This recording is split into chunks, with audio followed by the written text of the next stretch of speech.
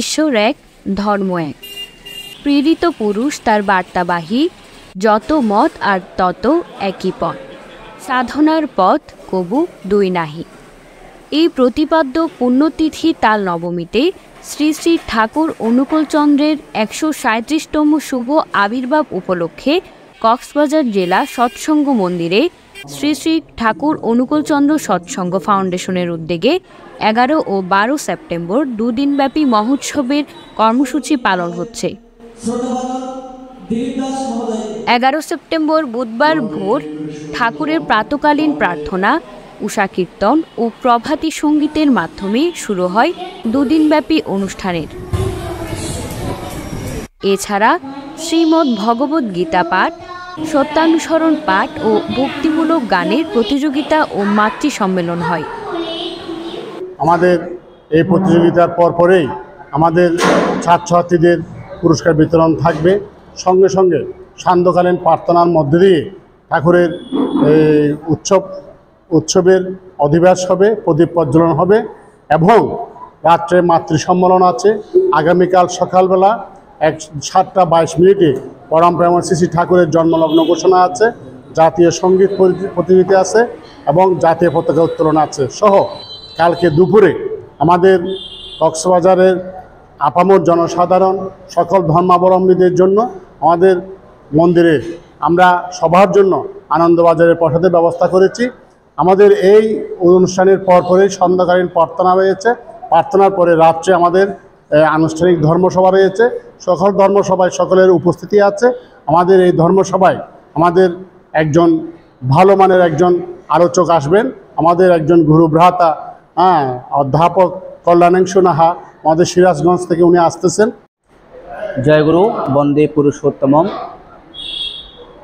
যোগ পুরুষোত্তম পরম প্রেমময় শ্রী শ্রী ঠাকুর অনুকূলচন্দ্রের শুভ ১৩৭তম আবির্ভাব তথা পুণ্যতিথি তাল নবমীতে শ্রী শ্রী ঠাকুরের অনুকূল নবমী আমরা পালন করে আসি এবং ধারাবাহিকতায় শ্রী শ্রী ঠাকুরের সেই জন্ম উৎসব তাল নবমীকে আমরা কক্সবাজার প্রিয়পরম শ্রী শ্রী ঠাকুর অনুকূলচন্দ্রের সৎসঙ্গ মন্দিরে উদযাপিত হয়ে আসছে এবং হচ্ছে মহাসাড়ম্বরের মধ্য দিয়ে।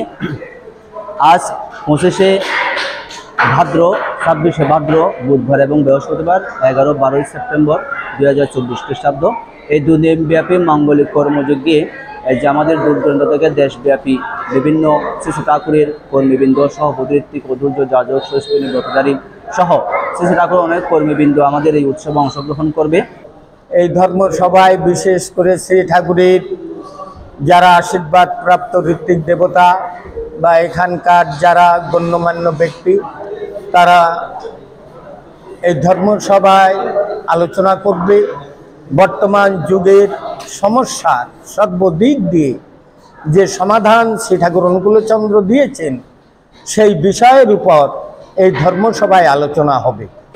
১২ সেপ্টেম্বর সকালে জাতীয় সঙ্গীত ও জাতীয় পতাকা উত্তোলনের মাধ্যমে দ্বিতীয় দিনের কর্মসূচি শুরু হবে।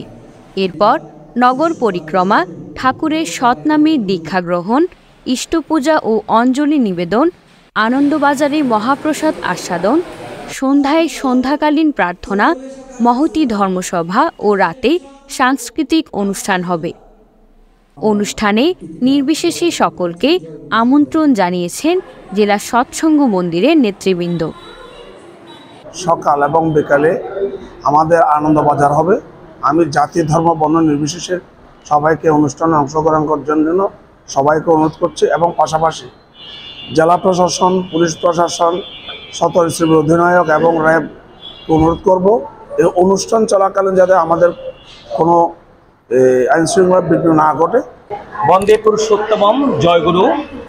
এই যুগের পুরুষোত্তম যিনি পরম প্রেমময় শ্রী শ্রী ঠাকুর অনুকূলচন্দ্র বলেছেন, বুদ্ধ ঈশাই বিবেক করিস, শ্রীকৃষ্ণ রসুল কৃষ্ণে জীবোদ্ধারে কোন আবির্ভাব, একই ওরা তাও জানিস নে। শ্রী শ্রী ঠাকুর মানুষের জন্য, মানুষের বাঁচা বাড়ার জন্য এই যুগে আবির্ভূত হয়েছেন। সে প্রেমময়ের ১৩৭তম শুভ আবির্ভাব তিথি মহোৎসব। আমি উক্ত অনুষ্ঠানে সকলকে অংশগ্রহণ করার জন্য অনুরোধ জানাচ্ছি। দুদিনব্যাপী মহোৎসবে সার্বিক সহযোগিতা করেন সৎসঙ্গ মন্দির বিজিবি ক্যাম্প শাখা খুরুশকুল শাখা, মহেশখালীর ওয়ানক শাখা। News desk, CCN।